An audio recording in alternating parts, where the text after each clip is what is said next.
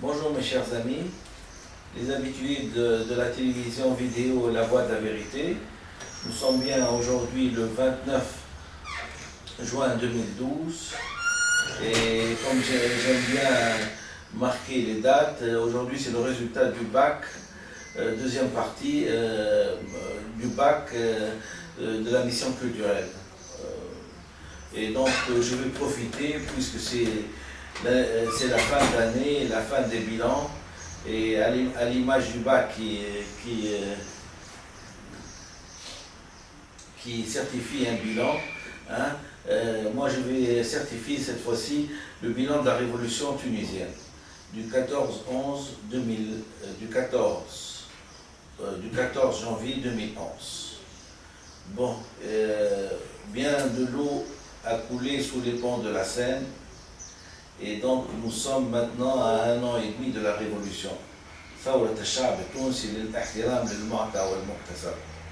La révolution tunisienne du respect de l'acquis phylogénique. C'est une révolution qui a commencé bien sûr à Sidi Bouzid, et je vous ai bien dit que cette révolution a été préparée de ma part par des lettres de l'ONU depuis 2007. Depuis 2007, où j'ai évoqué et j'ai démontré qu'il y avait la présence de l'acquis phylogénique dans l'écriture et qu'il fallait le respecter. Et que ce résultat et cette découverte pour les Arabes impliquait qu'il fallait changer de langue et qu'il fallait respecter l'acquis phylogénique pour pouvoir se développer. Sinon, notre écriture nous permettait de remonter le temps. Il est simple d'ailleurs de démontrer ça. Vous avez qu'à écrire en français, de gauche à droite, et sous chaque lettre française, vous écrivez plus 1, plus 1 seconde, plus 2 secondes, plus 3 secondes. À la fin du mot, par exemple, je vais dire Ahmed, ce qui est mon prénom. À la fin de ce mot, vous arriverez à ce qu'on appelle une seconde de A-H-M-E-D, 5 secondes, plus 5 secondes. Donc quand j'ai énoncé le terme Ahmed, hein, j'ai conquis le présent et l'avenir en 5 secondes. Et c'est pour ça que je vous ai parlé de la conquête du passé. Et quand je l'écris en arabe, Ahmed, c'est moins 1 seconde, moins 2 secondes, moins 3 secondes, moins 4 secondes, moins 5 secondes. Donc j'ai remonté le temps en moins 5 secondes. C'est pour ça que j'ai parlé de la conquête du présent et de l'avenir et de la conquête du passé. Et j'ai démontré aussi, s'il y a quelqu'un qui a... d'abord, il y a la capacité intellectuelle de me comprendre en français, parce que je ne m'exprime exclusivement qu'en français, et quelle a été ma honte et presque ma déprime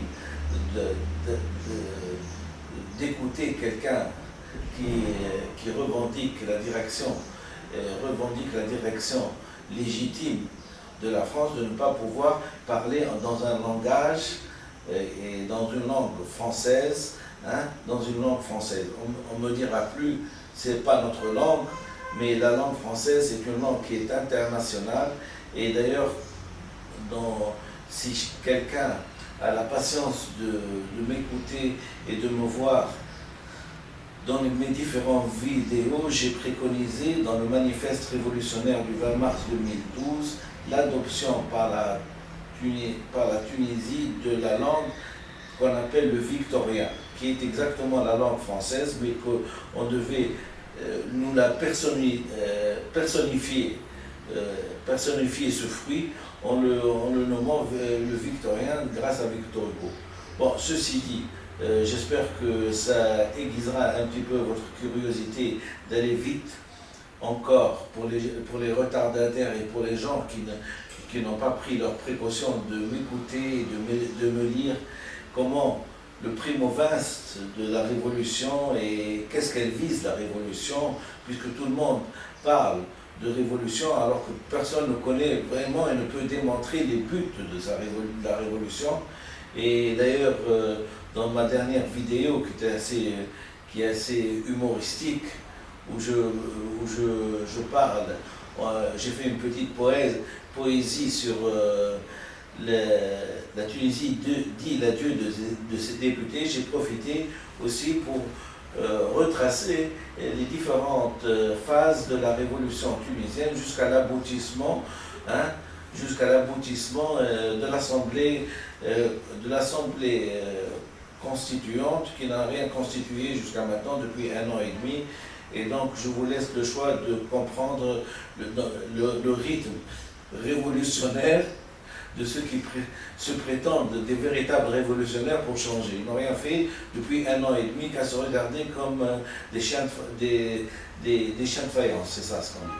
Bon, ceci dit, j'ai démontré avec vous quelque chose d'important, c'est la conquête du présent et la conquête la conquête du présent et de l'avenir et la conquête du passé.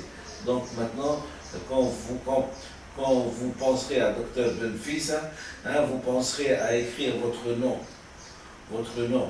en lettres françaises et en lettres arabes.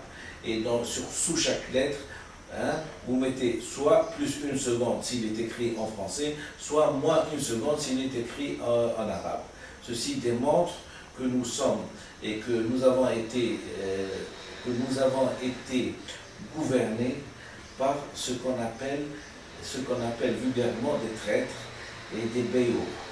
Le premier d'entre eux, c'est le demeuré Habib Bourguiba, et que j'ai traité d'un béni oui.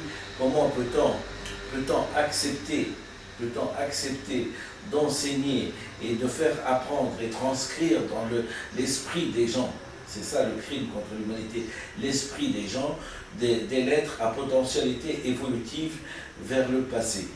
Des lettres à potentialité, c'est non seulement les bloquer, mais les maintenir. C'est ça le crime. C'est le maintenir en dehors de toute notion de développement.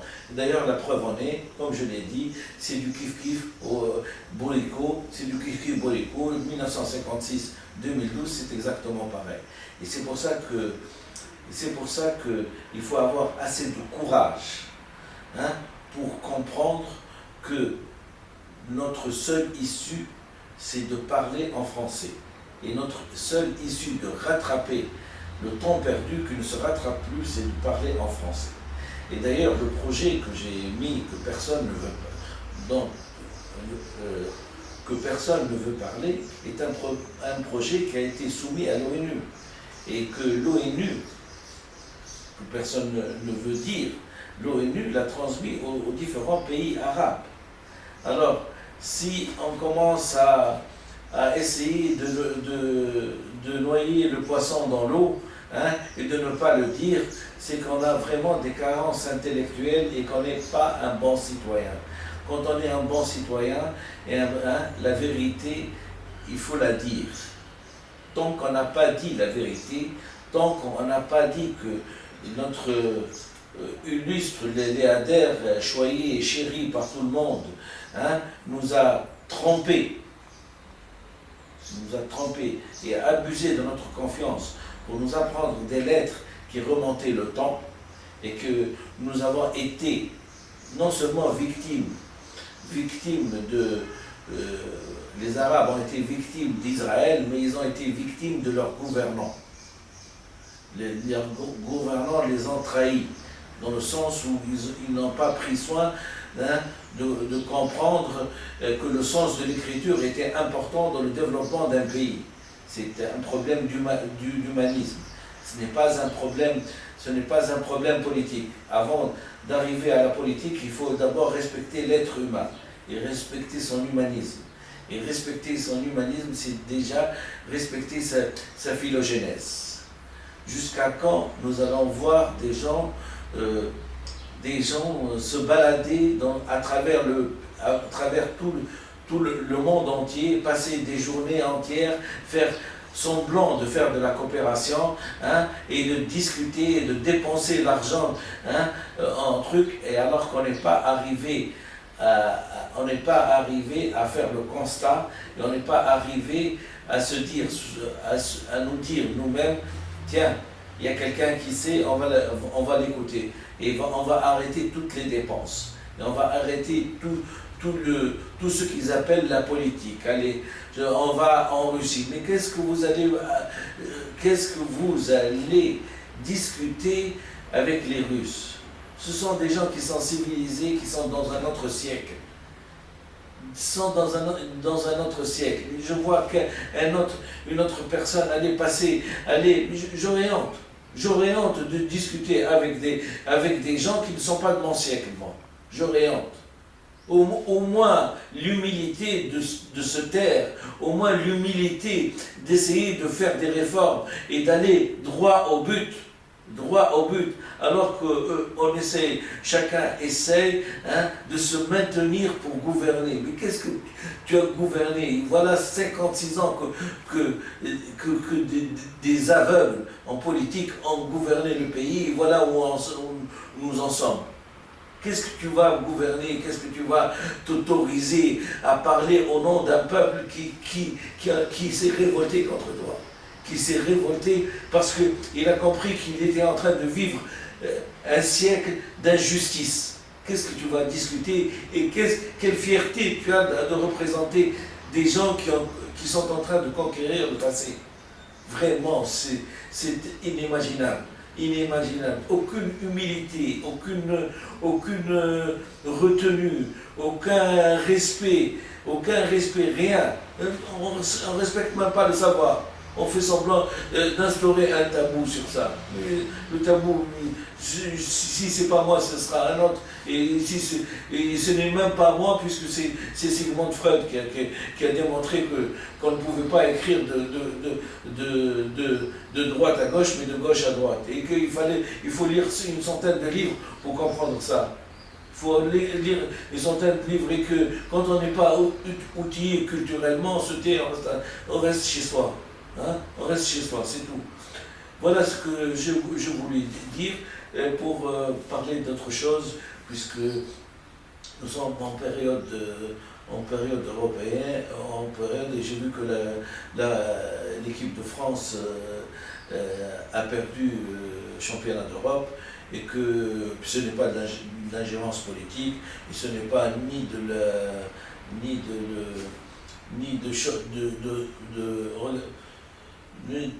de m'immisquer dans quelque chose qui ne me regarde pas, mais j'ai trouvé que l'équipe de France, je m'excuse pour les gens qui sont chauvins, qui ne veulent pas qu'on parle de l'équipe de France, alors qu'ils peuvent parler de toutes les autres équipes, moi je l'ai trouvé assez pitoyable, et que elle n'était pas bien analysée scientifiquement. Le problème, c'est toujours la science. Il faut faire appel à la science pour pouvoir avoir une équipe honorable, parce que les dernières découvertes scientifiques aident toujours des équipes à évoluer. Alors, si on va prendre, par exemple, on a le pouvoir de choisir sur 50 millions de personnes des gens qui vont nous représenter. La moindre des choses, c'est de les faire bénéficier, hein, des dernières découvertes qui existent dans notre siècle. Par exemple, voilà, en comparant l'Espagne, l'équipe espagnole, et en comparant l'équipe française, il y a quelque chose qui saute aux yeux, c'est qu'il y a des gens qui sont des techniciens. Et bien sûr qu'il y a le physique, mais pour jouer au football, il faut être technicien, il faut pouvoir avoir la balle et rentrer dans une défense, mettre le désarroi dans une défense. Si on n'a pas des vedettes comme ça, il faut savoir les choisir sur 50 millions de personnes et je ne sais pas combien d'équipes de football. Il faut faire des tests, il faut examiner, voir les gens, voir l'endurance des gens, combien un tel peut courir pendant 1 heure et demie, alors que les autres, et là on trouvera des différences. Et on choisira en fonction du physique, de la technicité, hein, de l'intelligence, parce que pour jouer au football, j'étais un grand joueur de football, soit dit en passant, et dans l'équipe du lycée et même dans l'équipe universitaire. Donc je sais comment ça se passe, parce que quand on n'est pas intelligent, on ne joue pas au football. Du moins on représente pas, on joue au football, mais on ne représente pas une équipe, d'autant plus une nation, quand on n'est pas intelligent. Parce que quand on est au football, il y a ce qu'on appelle la décision instantanée. Alors la décision instantanée, on a la balle, on a plusieurs options. Il faut toujours choisir la meilleure option, parce que c'est la meilleure option qui peut percer la défense. Or manifestement, l'équipe de France n'est pas ça. C'est pas du tout ça. C'est des longues passes, c'est un, comment dirais-je, on sent d'abord qu'il n'y a pas de collectif, hein, que les gens ne savent pas jouer, n'ont pas l'habitude de jouer ensemble presque, hein, c'est des grandes passes imprécises, hein, aucune technicité, aucun savoir-faire à l'approche du 18 mètres, hein, et alors que l'équipe espagnole, chaque personne, chaque joueur est une individualité en soi. C'est-à-dire qu'il peut créer le miracle, hein, en ayant la balle au 18 mètres. Ça, c'est important. Hein, c'est important, c'est très important. C'est ça. Avant d'être un bon joueur de football, c'est d'abord un bon technicien. C'est lui qui va amener le surplus. Donc, j'estime que l'analyse scientifique des joueurs est déficiente et elle est zéro. Et c'est la cause principale de l'échec de l'équipe nationale française. Quand on veut prétendre à des coupes et tout, il faut d'abord savoir trier, savoir choisir. Or, on ne peut pas choisir si on n'a pas une panoplie de renseignements, hein, sur le physique, l'endurance, combien peut courir ce monsieur en 90 minutes. Il y en a qui peuvent courir 13-14 km, il y en a qui ne peuvent pas faire 5 km. Quel âge ils ont, bien sûr, il faut toujours faire confiance à la jeunesse, parce que c'est là où le physique peut répondre, ils ont du répondant, hein, et il faut des techniciens. Hein. C'est la technicité qui fait qu'on peut jouer, on peut représenter de façon valable, hein, une nation. Si quelqu'un prend la balle et peut faire des miracles en éliminant 1, 2, 3, 4 joueurs, c'est sur celui-là qu'il faut miser, et non pas sur celui qui, dès qu'il a la balle, il essaie de se débarrasser pour mettre la responsabilité sur les autres. Et bien sûr, il est tout à fait normal que la technicité, elle doit être chez tous les joueurs et non pas un seul, parce que ça déséquilibre. À partir du moment où il y a une seule vedette, hein, toutes les balles vont aller vers cette vedette, et cette vedette est déjà bien surveillée, ce qui fait qu'il y a un déséquilibre, même dans la répartition des joueurs. Et quand il y a une seule vedette qui joue, tout le monde la surveille, et donc et tout le monde veut lui donner la balle, et vraiment c'est... Alors que quand tous les joueurs, de façon moyenne, peuvent avoir une bonne technicité et un bon physique, c'est vraiment le secret de la réussite dans le football. Ceci dit, au football, c'est très important. Quand on choisit quelqu'un, hein, à partir du moment où il ne remplit pas sa mission et qu'on est devant un constat d'échec, eh ben on change. C'est ça une individualité, c'est qu'il faut savoir changer. Si quelqu'un préconise une politique en politique et que cette politique est du fiasco, eh ben, il faut changer d'homme. D'abord, hein, il faut changer d'homme. Hein. C'est comme en fait les 50 millions d'électeurs ou 60 millions d'électeurs français. Eh ben, M. Sarkozy n'était pas à la hauteur de la tâche qui a été la sienne d'être président de la République et donc d'augmenter le niveau de vie des Français et de rayer le chômage et de les rendre, de leur rendre leur bonheur de vivre. Eh ben, quand l'électorat, quand les élections sont arrivées, eh ben, les urnes ont choisi une autre personne. Et cette autre personne est toujours sous la menace, hein, sous la menace de subir le même sort. Je ne vois pas pourquoi, dans un collectif de football, quand on est devant un constat d'échec, on ne change pas d'entraîneur. D'autant plus qu'il faut quand même avoir certaines données, certains principes, que je viens d'énoncer d'ailleurs, hein, sur la préparation analytique et scientifique, hein, pour avoir le choix des joueurs. Un choix qui est éclairé. Hein, L'endurance, personne ne court avec toi pour pouvoir choisir quelqu'un qui a de l'endurance. Hein, et quelqu'un qui est balle au pied, hein, peut faire des miracles. Voilà, c'est ce que j'avais à dire. Bon, j'ai parlé de la révolution tunisienne et j'ai parlé du football. Ce sont deux chapitres qui sont tout à fait différents. Mais bon, vous m'excuserez si vous voulez de ce mélange du genre qui est assez unique. Allez, bonne journée à vous et à bientôt.